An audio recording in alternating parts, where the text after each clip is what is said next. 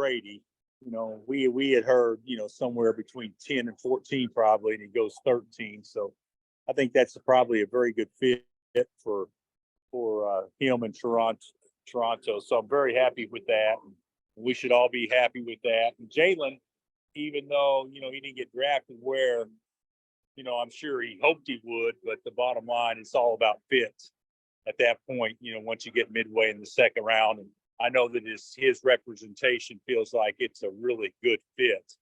And Brooklyn was very excited to get him. So I'm happy with that. And I certainly think that he'll have a heck of a chance to be a part of their roster. With regard to Gradey, going into a team that's going to have a new head coach and a lot of roster turnover, what do you think he can do to make a good impression right away as a rookie? Well, just be himself. I don't think that he has to be anything different than who he is, and that is to, just compete hard and be very coachable, which he always is, and just do the things that he's basically done. He didn't have to go in there and try to be anything different, but they're going to need him to be a producer for them. So he'll have to take a very professional approach to it, which I know he will, and I actually think it's a great fit for him. Bill, the wild story of the night was Gradey's outfit. What did you think of the ruby red, and what did you say to him when you saw him? I was disappointed in him that he didn't have the matching pants. I thought if he had that would have really been something. But it's one thing about Gradey. He wasn't trying to be the best dressed guy there. He was trying to be the guy that would get the most hits, social media, and things like that. So I'm sure that was probably the case. So I think it was mission accomplished with it. Yeah. Did you talk to Jacques Vaughn during the process at all? I have not talked to Jacques. No, I have not. Excited for him. That's what I told Jalen's family. I said, we got to Jayhawk the head coach. So we got a Jayhawk that's a head coach. So hopefully that won't mean anything as far as making the team or anything, but certainly it could mean something as far as just getting a kind of a little bit of an inside track on what he needs to do. Both teams that drafted Jayhawks, do you expect them both to contend? Both teams what now? Will they contend pretty soon for titles? The NBA teams? Yeah.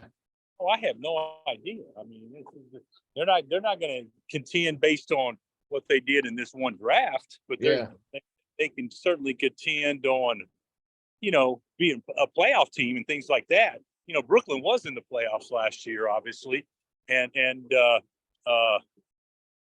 Toronto was not, but Toronto's won a world championship, in the last 5 or 6 years, and so I don't think that either one is going to be expected to lead them to a championship, but they can certainly play a role in their improvement. Hi, Bill, in Toronto. Can you tell us about Gradey as a defender? How would you characterize him as a defender? I think, well, he's long. He's a legit 6'8", and he's got great length, and he can slide. I don't think that's what he does best yet, but I do think he can become a very adequate defender and play to his athleticism and his length, and he did a much better job as the season went on for us. But what he really does is, he makes shots. That's what he really does. What else can he provide the Raptors other than his shot making offensively? Well, he's a good mover without the basketball. He's a very, very sneaky rebounder. He's good in transition. He's a good finisher, and can certainly finish, above the rim. So I think, offensively, he can always get better, and certainly he will. And he can, improve his, skill set, ball handling, and making plays on his own and beating people off the bounce. But offensively, he's pretty damn good. Are there any specific moments that stuck out, from the short time you had him that kind of were like a quintessential Gradey Dick moment, whether it was something in practice or a moment in the game or a speech during the locker room? Was there anything that really stuck out to you that, struck you as special with him? The I never thought Grady would be a one and done. I thought it'd take him two. But after the Duke game, the last three baskets we scored it was a 3 in transition. It was beat a guy off the bounce and finish at the rim, and then it was a lob dunk off of a back door.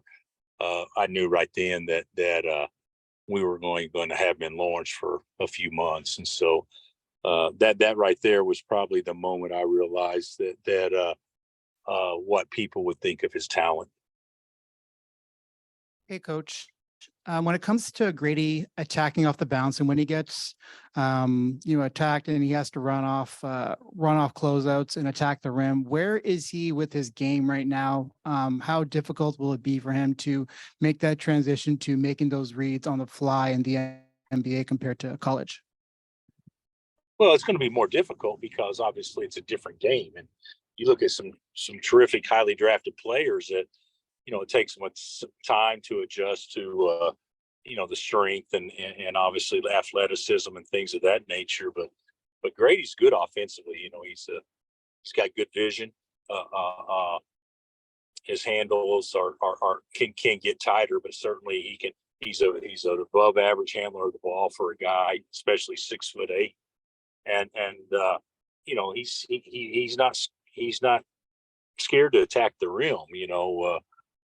But if you're asking me, is he going to be as good as what he needs to be?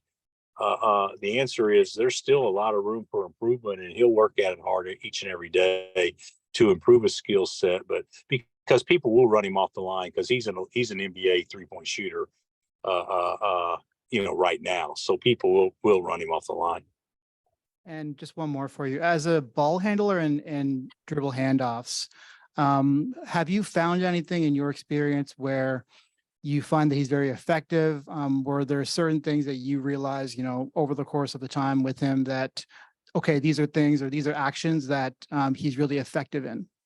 Well, yeah, we ran quite a bit of stuff where he's the pinch post guy and coming off for handoffs, and we tried a lot of different things to try to free him. So the biggest thing is how is he going to move without the basketball when he's being face guarded? And he may not be face guarded at that level, but he certainly was at the collegiate level. Bill, are there any people on the current team's roster you think we could hear called next year? They can what? Hear their name called next year? Yes. I think there is. So without question. So, I hope they all do if they choose to leave. But yeah, I would be very disappointed if we didn't have a pro or two on our team this upcoming season. Bill, obviously it was a great night for both Grady and Jalen. But for you and for the university, how does a night like tonight, with the different ways that both of those guys went to different teams, make your life easier, either in recruiting or in trying to get guys to buy in? Well, they're totally different scenarios. Grady is a guy that had immediate success and was able to capitalize off of being here 1 year, where Jay Will, he didn't have that same footprint for his success. He had to fight through season-ending injury. He had to fight through a very mediocre COVID year. And then become a key player on, arguably two of the best teams Kansas has had in recent memory. So, and the other thing Jalen had to do, he had to play to an All-American level for us to have a chance to have a great team this year, and he did. He played to a first-team All-American level, so they're totally different. I'm extremely proud of both of them. Proud of the grind and the competitiveness and the discipline over time to be able to put themselves in this position. So it was a good night I don't know if I'd say great, because I think great would have been if Jalen could have snuck down there lower in the second round or late first. But it turned out to be a really good night for anybody that supports our program, and certainly that has supported those two. Hey, Bill, Vivek Jacob from Raptors.com here. How would you describe Gradey as a teammate? Yeah, he's great. He's young. He'll add a different energy in the locker room, because he's very young and excitable and just what you'd want him to be. He's a great teammate. He's well liked. He's unselfish. I would think he would fit in very well wherever he's a teammate.